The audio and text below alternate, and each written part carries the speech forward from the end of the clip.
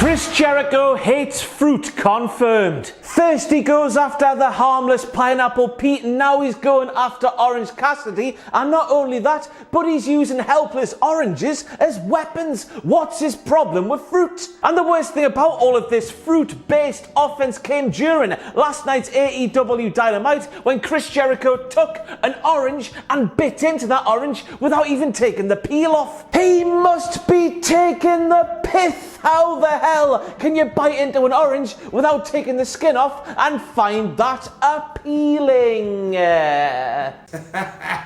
But the WTF moments keep on coming when it comes to Chris Jericho, and that orange, he bit into that orange without taking the peel off and didn't even go in the slightest, even though we all know when you bite the orange peel, it tastes absolutely disgusting. A lot of food for thought there. I am Ross Twiddell from Cultaholic.com, and here are all of your AEW TF moments from last night's Dynamite. Hit the intro man.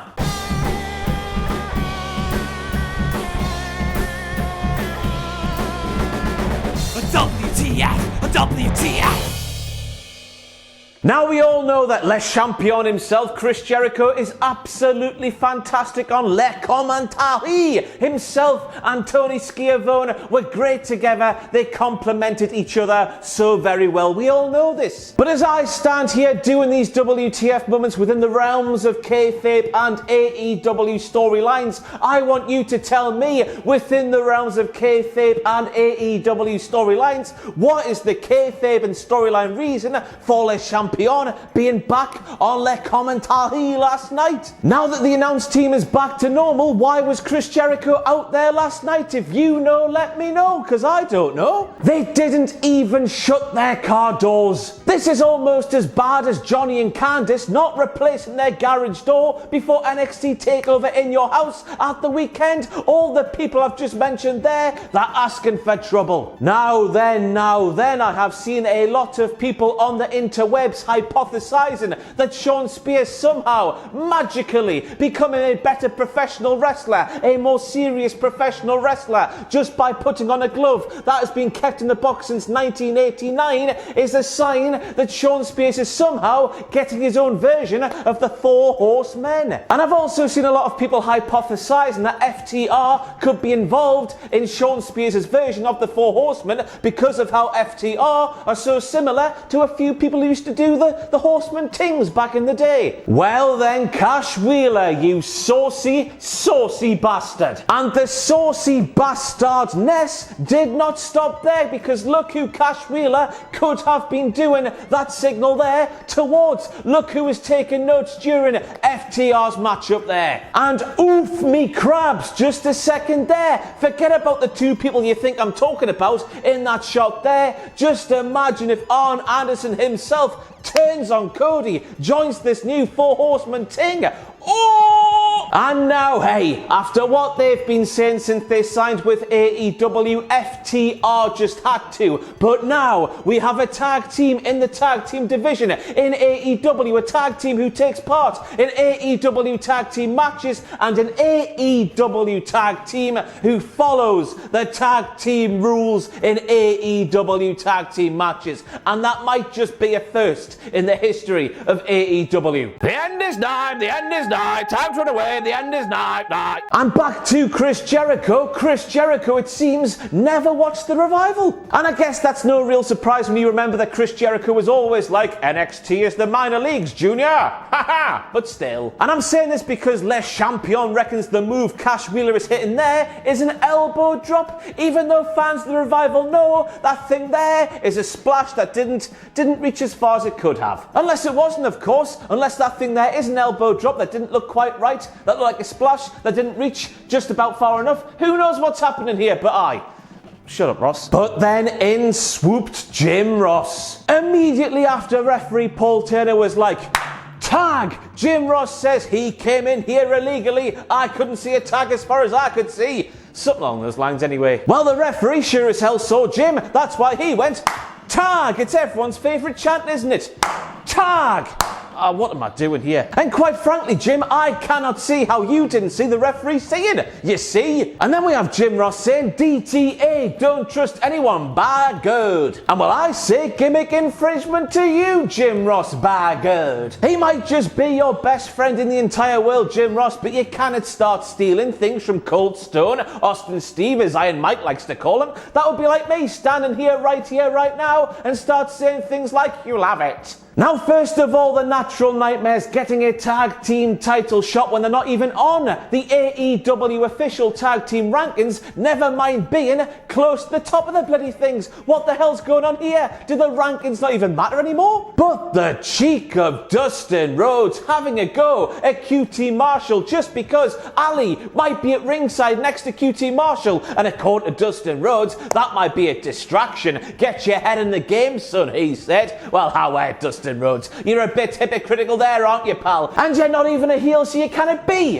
hypocritical, Dustin Rhodes. Those are the rules of professional wrestling, so there. But also, we might as well mention it here. How, why, when did Ali decide not to be the bunny anymore? Because going off what we've seen on AEW Dynamite alone, we don't have a Scooby-Doo. 1 week she was the bunny, then there was a hiatus, then she came back and she was Ali who fancied QT Marshall. We need the gaps filled in here, please. Now, I bet I'm the only person in the world talking about this today, but it's my pet peeve, so let me moan about it. All right, after what we saw at AEW Double or Nothing last night on AEW Dynamite, where the hell was the second referee telling referee Rickety Knox what he missed there? Penelope cheated to win, and quite frankly, that's not fair. But the question for me remains, why in AEW as well as WWE they are guilty of this thing that doesn't really matter as well? Why are the referees backstage watching certain matches that take place on television in a wrestling ring, but why have other matches like that one there last night not got those same referees watching backstage? It makes no sense, does it? Either do it for all or none at all.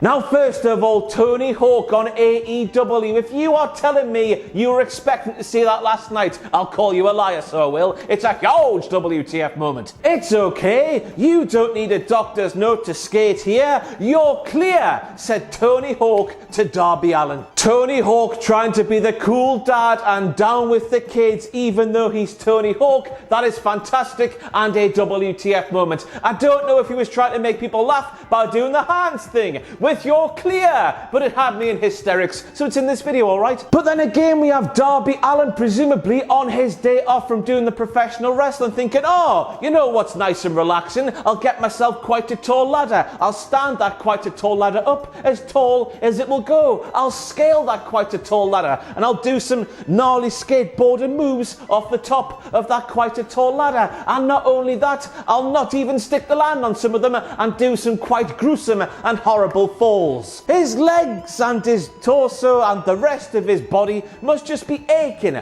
all of the time. That must do his head in sometimes, I reckon. But then after failing so many of the landings, we saw Darby Allin just put on a jacket, and he stuck the landing at the first time of asking with this magical jacket on. And I don't know about you, but I was thinking about Sean Spears. First the magical glove, then he could have a magical jacket. You put both of them on Sean Spears at the same time and we're getting an undefeated streak that'll rival Asuka's. Unbelievable scenes potentially. Magical clothing, eh? And then we see a massive bag of oranges being used as a weapon in a professional wrestling setting. And I don't know about you, but I don't think I've seen that before, therefore WTF. But it would appear this bag of oranges being used in a professional wrestling setting on Orange Cassidy, of course, was used just so Excalibur could say, Orange Cassidy has been beaten to a bloody pulp. Pun game from the top drawer. That's the kind of content I'm here for.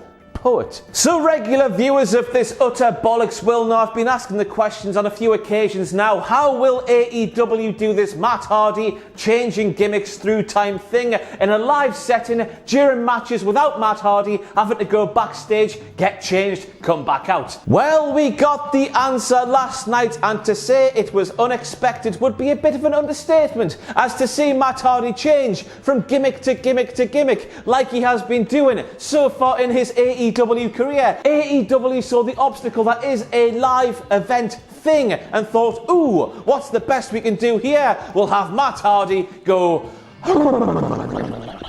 And that'll be it. That'll be fine. And that was it. And I stand here a few hours removed from watching Matt Hardy just go to change gimmick. And I don't know if that's just really crap or really weird. I don't know. Is it crap? It was a bit crap, wasn't it? But what can you do? Give Dasha Gonzalez a medal for that acting there when she was on the search for Colt Cabana. She was looking high, she was looking low, she was looking that way, she was looking that way. Colt burst through the door and then quite literally, bang! Whoa! Dasha is surprised and she swoops in there like a bloody shark. Acting from the highest degree that is quite frankly better than the world of professional wrestling. She should go to Hollywood and do the proper acting stuff. The champ is here, said Alex Marvez. Wabadoo! I'm shocked that he did not add, but he didn't, so I'm shocked. And once again, we're calling out scandalous gimmick infringement here from somebody on an AEW show, but in the most boring Alex Marvez way possible. And I've got to make the end of last night's show a WTF moment. Yes, we saw Cody Rhodes get a chair and stab Jake Hager in the arse, but Jake Hager did not even react. That is a WTF moment. Jake Hager has buns of steel. He didn't even come close to reacting. We didn't even come anywhere near to getting her. That looked really silly. And that is it for all your AEWTF moments from this week's Dynamite. I've been Ross Twiddell from Cultaholic.com. Thanks for watching this nonsense. I'll see you on Saturday for some SmackDown WTF moments. It never bloody ends.